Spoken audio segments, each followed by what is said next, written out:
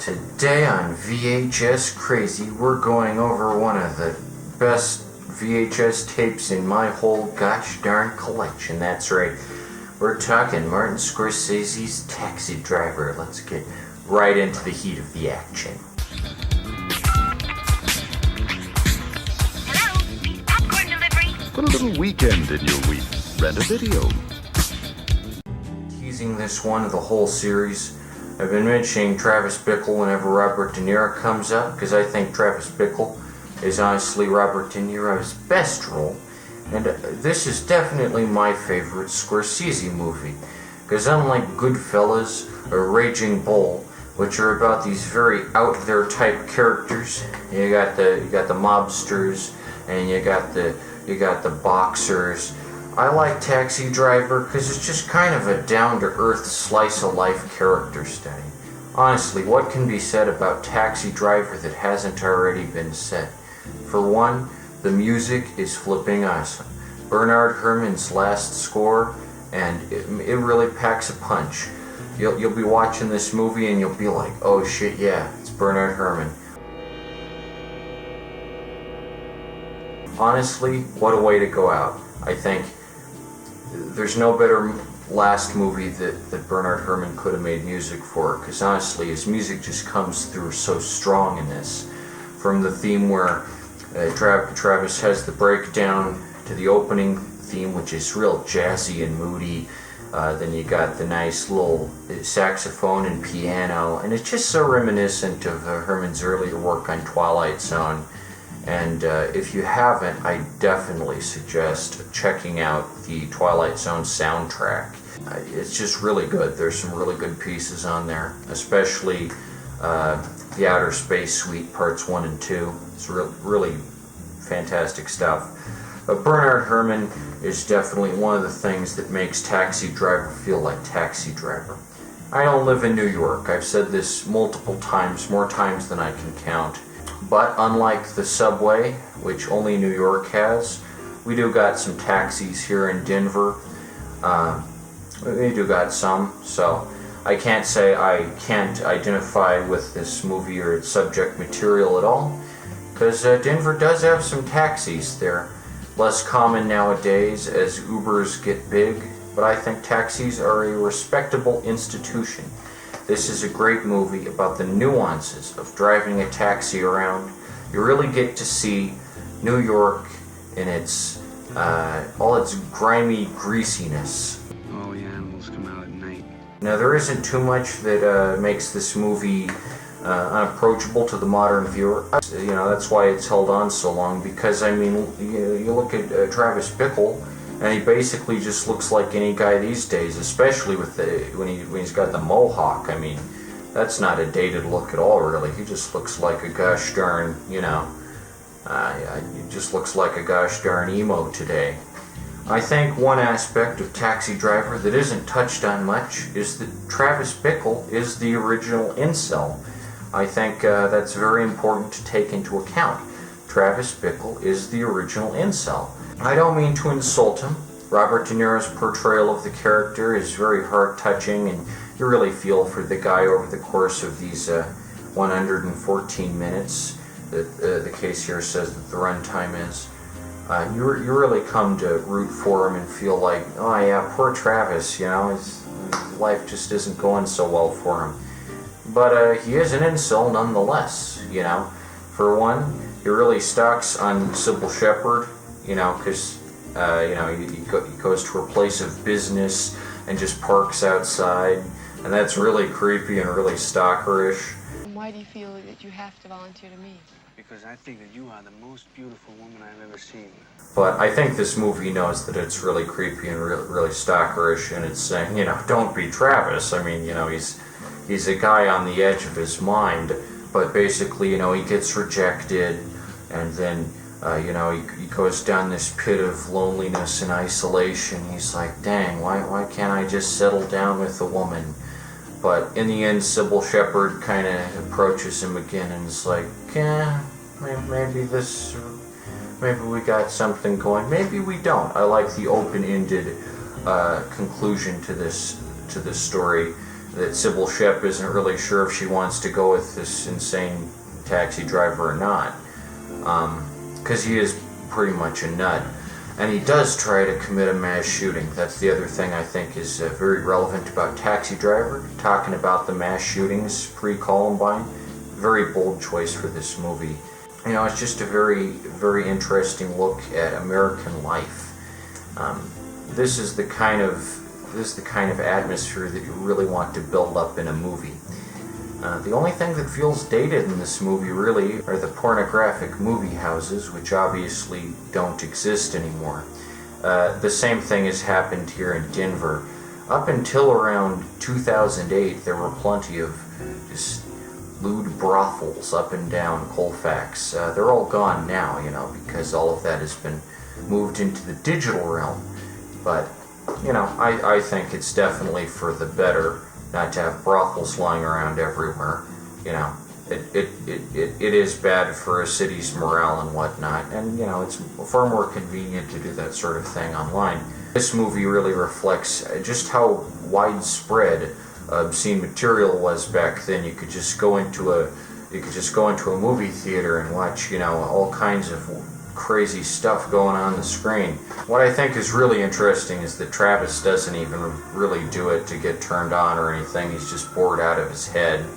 Like, you know, he just watches these movies and he thinks that they're perfectly, like, normal movies, and he doesn't even get that they're pornographic. I think that's a neat little touch that Scorsese adds on to Travis's character. I don't know much about movies, but if I... Is the only kind of movies you go to? Well, yeah, I mean, I come and this is not so bad. But that's really the only part of the movie that feels kind of dated, because that isn't so much a thing anymore in any city, including New York. But yeah, this is like really, really good stuff. I've made a lot of memes about this. One of them, I compared the outfit that Joji Miller wears in his song TikTok to the outfit that the pimp sport in this wears, and I think the comparison is apt. It's pretty funny. I think I really got it down pat with that one. I've made some fun Taxi Driver memes. Taxi Driver is the kind of film that really lends itself to memes because there's so many fun little moments and fun little quirks with Travis. You Talking to Me is obviously classic. That's a big meme, and, you know, just a very classic type movie quote. I'm standing here. You make the move. You make the move. It's your move. So anyway, the back of this tape says, produced by Michael and Julia Phillips and directed by maverick filmmaker Martin Scorsese. 1976's Taxi Driver ushered in a new era of graphic movie making as social criticism. Paul Schrader's gritty screenplay depicts the ever-deepening alienation of Vietnam veteran Travis Bickle, a psychotic cab driver who obsessively cruises the mean streets of Manhattan. Powered by Bernard Herrmann's lush, chilling score and featuring a stellar supporting cast including Jodie Foster, Harvey Keitel, Peter Boyle, Albert Brooks, and Sybil Shepherd, Taxi Driver is a seamless and provocative portrayal of the nightmarish disintegration of a wounded American psyche. Yeah, I'd say Travis Bickle definitely has PTSD or something close to it. What I like about Taxi Driver is that the Vietnam aspect of it really isn't dealt with that much. You never hear too much about Travis in Vietnam, because that's not what the story is about. The story is about him as a gosh darn cab driver, and not in Vietnam, which is good, because Vietnam movies are boring. They get boring really fast. Luckily, this movie doesn't feel dated, because unlike Vietnam, which is something that's been over for over 50 years, this is about taxis, which still exist. Obviously, this is Jodie Foster's first film role. I don't know anything else Jodie Foster is in, now that I really think about it. I mean, I'm sure she's in some stuff I've seen. All I know her from is the Bill Wirtz song about Hey Jodie Foster. But she's in this. This is her first role, and if it's any indication of how her later career turned out, I mean, gosh dang, you know, she must have been some good stuff. Isn't she in Little Man Tate? I think so. Yeah, she's really good in this as the young prostitute who Travis tries to save from a tough situation. And I think that's a very important part of Taxi Driver, is that despite him being kind of a scummy guy, and him, you know, shooting a black guy in a convenience store, admittedly, the black guy was trying to rob the place, so. Títere, ¿qué pasa? Yeah, it's just, Scorsese tries to add in all these layers to the guy. And also, you know, him stalking Sybil a little too much, and, you know, him obviously trying to assassinate the presidential candidate. He at least has the decency to step in and stop underage prostitution. And I think that's an important message that Martin Scorsese really gets across. With a movie this good, I honestly wonder why anyone would pay to watch The Irishman. I honestly don't get what the appeal of The Irishman is for so many people. It just seems like an afterthought. Like, I mean, sure, I'm glad Martin Scorsese's still making movies. If they're not going to be released in theaters, I really don't give a shit. And furthermore, like, it really hasn't been a good Martin Scorsese movie as of late. There's The Irishman, which has Robert De Niro and Joe Pesci, but I can't watch it because it's not in theaters, which is how I watch movies. And if something is only on Netflix, then that's depriving me of my choice. It doesn't even gotta be on VHS. Just put it in a goddamn movie theater. You know, first VHSs are outdated. Next thing you know, movie theaters are gonna be outdated. Then after that, Netflix is eventually gonna become outdated. And at that point, all anyone will be doing is, I guess, buying a futuristic projector and injecting it into their bloodstream, and then they'll just watch movies that way. It's like, don't you want to watch just a movie with your eyes, you know? But I mean, honestly, it's just stupid. You know, with a movie this good, like, why even watch the newer Scorsese stuff? Because it's so good. Like, this is one of the best movies of all time. Not just the best dramas, but definitely like one of the best movies. And you know, it's a staple. It's a gosh darn staple. The case here is pretty nice. It's got a kind of typewriter type font there. It looks pretty good. I'm not sure when this is from. Oh, 1995. Layout and design by Columbia TriStar Home Video. And Liz Smith from Cosmopolitan says on the front, Jodie Foster is delightful. I definitely agree that it's probably the best role of her career. It's the only one I've seen, the first one. And I mean, she's only she's really young in this, but she really gives a bravado type performance that would definitely win all the Academy Awards. But I mean, you know, I don't know if this got an Oscar or anything. If it didn't, that's a gosh darn shame, because this is a gosh darn classic. A lot of techniques that were used in earlier movies are applied here. I watched a documentary, I'm not sure, it was just kind of a short video on the subject. I forget exactly what it was, so unfortunately I can't link it, but there was something about how there was an old noir movie where a character looks at some bubbles on a countertop, or a bubbling drink, and the bubbles are meant to represent the inner turmoil the character is going through. And in much the same way, you've got Travis in the Alka-Seltzer, and he looks down into the Alka-Seltzer and sees it bubbling. And I just think that's so cool that a lot of the techniques that Scorsese uses were used previously in old noir movies and old dramas, and Scorsese just kind of adapted them into a modern setting, or more modern than the 50s anyway. I especially like Travis's wacky gun contraption, and I also think this movie has a very nuanced stance on gun control. The character of Easy Mike, or whatever his name is, Easy Peasy, I forget what his name is, but he has a really stupid name that I guess was just a thing that happened back in the 70s. Everyone had a stupid name attached to them, like, hey, I'm Ready Freddy, or hey, I'm Big Joe Kaplo. But anyway, Easy What's-His-Name is a great example of this sort of unscrupulous gun dealer who would sell a gun to someone who's obviously not mentally stable, like Mr. Bickle, just for a quick buck. And I think it's very nice that Scorsese made a statement on that all the way back in the flippin' 70s, you know, before this was really a talked about issue much. I could sell this gun to some jungle bunny in Harlem for $500. But I just deal high quality goods to the right people. I mean, obviously, there were plenty of mass killings in history before Columbine. Like, let's not forget the Son of Sam was in the 70s. I just think it's very nice to see such a nuanced stance on gun control, and how Travis really isn't equipped to carry a gun, and he's a very nuanced and interesting protagonist. I think that's one of the most important things you can do in a movie. Give your protagonist some depth. Give him some panache. You know, don't just say, "Hey, here's the protagonist. He's the best guy ever. He's so great and awesome." You know, give him some complexity and depth, and that's what really makes a great character.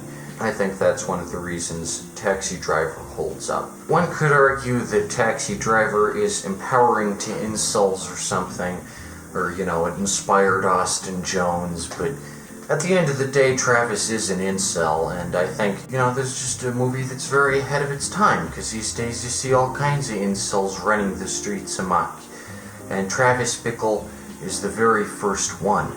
And I think that's an interesting take that Martin Scorsese put out there. I think it is a little odd how Travis gets hailed as a hero at the end. I mean, he is a psychotic nut job. You know, even if he saves this underage prostitute from a vicious cartel, you know, I just feel like the movie would be a little more interesting if it ended up kind of chastising him for his actions, or maybe, you know, Sybil Shepp doesn't get in his cab at the end and say, we might, you know, have it out. But at the end of the day, I mean, he does save an underage prostitute from a vicious cartels and kill a bunch of criminals who are, you know, much worse people than he is. So, you know, at the end of the day, what's done is done. And if Sybil Shepp decides she wants to have it out with him, then okay. And if she doesn't want to, then that's alright too, you know, what are you gonna do? But, you know, I think this movie is very nice, because you're not supposed to necessarily like Travis. I kind of do. He's a goofball, and, you know, some of the sequences in this are just classic De Niro at his peak.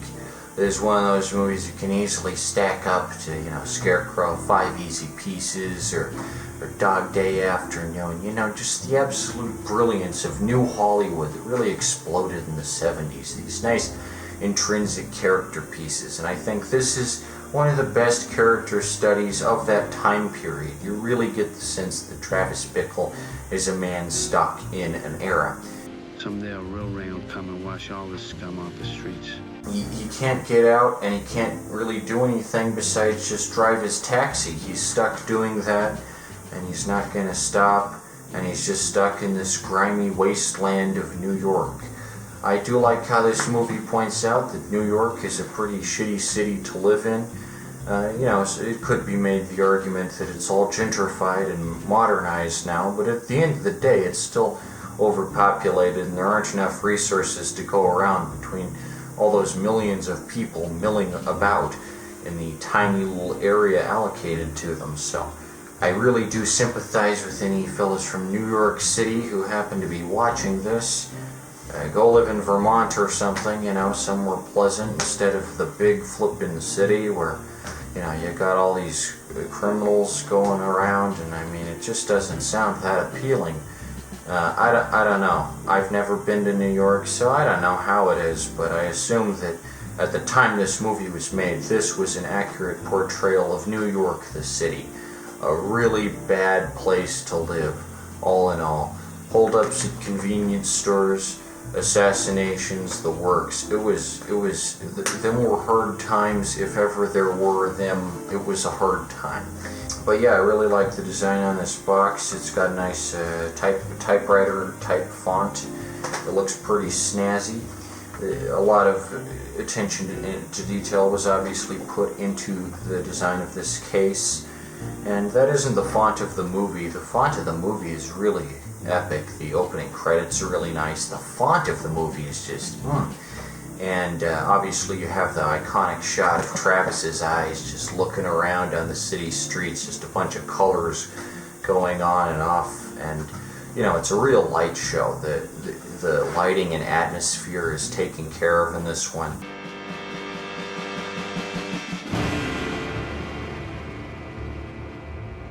yeah, out of all the 70s movies, this is the one with the biggest budget. This is the one that really captures the decadence and splendor of that age. And I'd say that Travis Bickle's look with the mohawk at the end where he shaves all his hair off except the little strip at the top, I mean, he looks like a gosh darn emo right there. And I don't even like emos, but, you know, if he's the original emo, then I've referenced Taxi Driver in a lot of my stuff so much that it's almost redundant at this point, but I'm going to keep referencing Taxi Driver because, gosh golly gee whiz, it's a movie worth referencing. So yeah, Taxi Driver is really great. Definitely check it out if you haven't seen it. And if you haven't seen it, I mean, gosh darn, where have you been living? Who the fuck do you think you're talking to?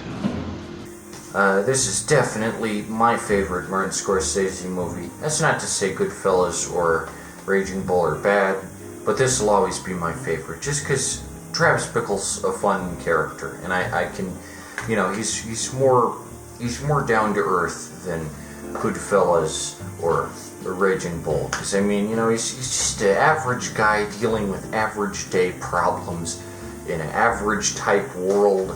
And you know, at the end of the day, that's a nice movie that I can definitely get behind. And I think, while the movie does kind of take him from just average circumstances to becoming this celebrity and hero who's mentioned in news clips and whatnot, I think this movie really does a good job of making everything feel grounded and realistic, even the bit where he commits his wild, wacko rampage through the den of debauchery. I'd say he really, you know, it all feels like very, very real. So I think this movie hits very close to home, and it's definitely my favorite Scorsese movie. Travis is a neat character, and Robert De Niro is a really, really good actor. And obviously Jodie Foster and Sybil Shepherd and Harvey Keitel are also really good in this. So it's just kind of the perfect storm. Martin Scorsese's directing, excellent cast, and Bernard Herrmann with those hard-hitting scores. Really nice jazzy city music. That really makes it. That really makes it an iconic film. And just given how good Taxi Driver is, it makes it all the more bizarre how anyone thinks The Wolf of Wall Street is actually like a good movie or even remotely approaches the quality of this. My name is Jordan Belfort. The year I turned 26, I made $49 million, which... Like Margot Robbie and Leonardo DiCaprio, or as good as Sybil Shepherd and Robert De Niro. I mean, what even is going through your mind if you think Leonardo DiCaprio is a real actor like Robert De Niro? Everyone only likes Leonardo DiCaprio because he's hot. That's the only reason he's famous. You know, Robert De Niro isn't like the worst looking guy or anything, but he's not the hottest. He got ahead because he had talent, not just because he was a beefcake like Leonardo DiCaprio. I dunk on Leonardo DiCaprio far too much for my own good, so I'm gonna put it away there. But what rating do I give Taxi Driver? That's right, I give Taxi Driver, drum roll please. Drum roll, please. I give Taxi Driver 5 flippin' stars. I should get one of those signs that says one of these days I'm gonna get organized. I give a lot of movies on this show 5 stars, and maybe I should introduce a 10-star system, because I mean, you know, the Taxi Driver is just so good. I feel like putting it in the same class as some of the other movies I've rated 5 stars on this show is a little reductive, because I mean, Taxi Driver could kind of be better than some of them. Some of the movies I've rated 5 stars. But then again, 5 stars just means, you know, this is how my rating system works. 0 stars is no merit, and 5 stars is a movie that I can enjoy and really, you know, get down with. And then 4 stars is like, yeah, still pretty good, and 3 stars is like, yeah. But, you know, 5 stars isn't necessarily the best movie ever or anything. It just has to be a passable watch that I would definitely pop in a VCR anytime I felt like it. Anytime that I was like, yeah, you know, I want to watch a gosh darn movie, I'm going to put in a 5-star movie. because a 5-star movie is a good movie that's worth watching. Not necessarily the best, but if you watch a 5-star movie, odds are you will enjoy it a decent amount most of the time, pretty much guaranteed. But this is in the upper echelons of film here. So, Taxi Driver, great movie, really great movie for film students. Any film course that leaves Taxi Driver out is really missing something, because I mean, it can teach you so much about the art of filmmaking and the art of cinematography, and it's a very important film in that respect. Anywho, that's my review of Taxi Driver with Robert De Niro. If you'd like to see more reviews of this sort, then go ahead and write to Nicholas Cicada, 1424 Columbine Street, number 1, Denver, Colorado 80206, for some really incredible comics. I'm telling you, these comics are going to change your world in ways you never even anticipated, so check them out. And with that, I am going to say, sayonara, you crazy batch of munchkins. Until next time, it's a VHS extravaganza up in this pizzazz.